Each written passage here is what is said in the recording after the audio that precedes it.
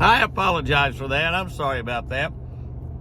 You think we're not having a heat wave here in the South? You've been seeing it on all the news channels, and if you live down here, you've been living through it.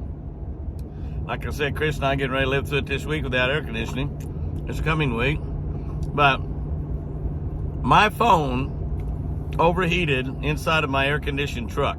How is that possible? How is that possible? That's right, my phone overheated. I had it up here in my rack. I've got it laying on the dash of my truck now.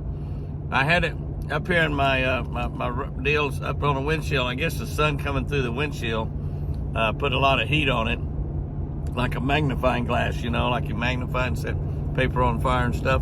And it overheated right in the middle of the chat. Well, it wasn't in the middle of it. I was kind of close to the end of it, but it overheated. So anyway, I know that stopped abruptly. Those of y'all that stayed with me all the way through the end of that stopped really, really abruptly. So I had just mentioned that I'll be in Conroe, Texas, north of Houston, First Baptist Church Conroe, on I think that's a Thursday night, I believe, August 3rd, for the 20th annual Sportsman's Banquet.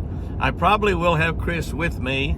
I'm probably going to take her down there with me, and hopefully, I might also have Benelli with me. So, those of y'all want to say hi to Chris and give her a hug and say a prayer with her, that you sure can.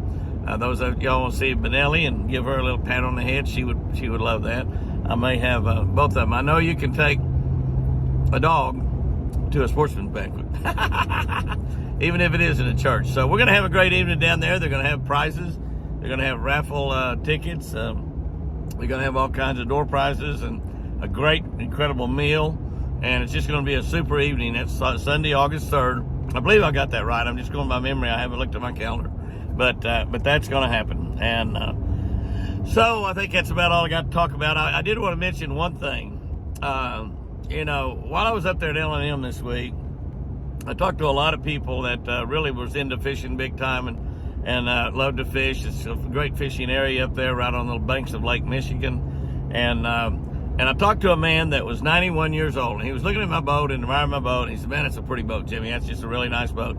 He said, "I'm 91 years old, and I fish all the time." He said, "My boat's not quite as nice as yours, but it's pretty nice, and I fish all the time." 91 years old. Now, I don't know how old you are and what shape you're in or not in, but unless you're in a wheelchair and can only use one arm like my beautiful Chris, you need to be out fishing. You need to get out fishing. You don't have to always go on a boat. You can go from the bank. There's lots of docks and piers and stuff around all over Oklahoma. I think they're that way just about everywhere. You can find a place no matter where you live. Nearly all the cities are built on rivers and navigation places and things like that. So no matter where you live, you can find time to go fishing. And like my buddy Richard Jean, the fishing machine, says, go fishing. It's good for you. So I just want to remind you something that I'm not sure if this is a 100% fact or if it's a fable, but God does not count against you the days that you spend fishing.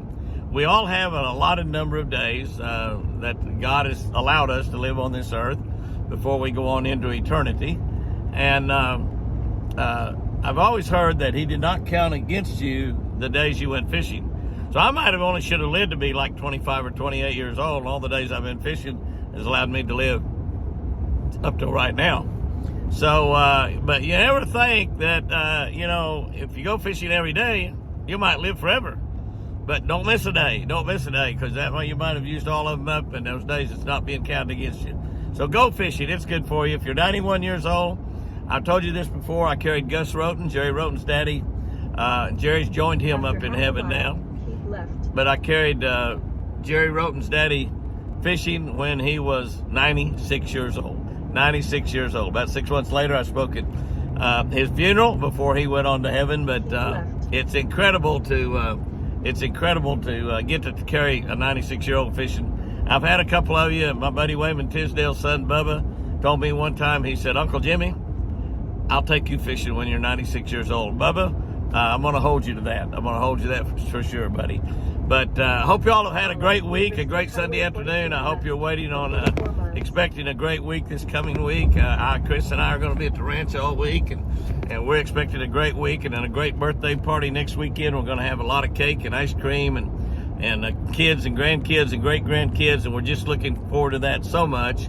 And we get that birthday over. The next thing we'll be looking forward to is our anniversary in December. If her and I can remain married till December 30th, we'll have been married 60 years. 60. Is that amazing? That's wild, isn't it?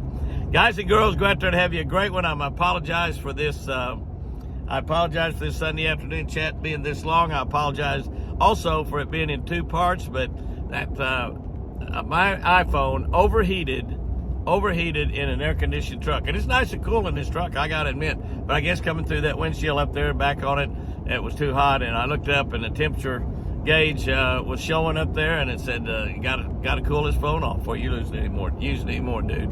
So I cooled it off in front of the air-conditioned vent, fired it back up, and here we are. So y'all have you a great one out there.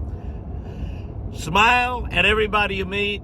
Be a part of the solution, not part of the problem. And remember, I sure do love you.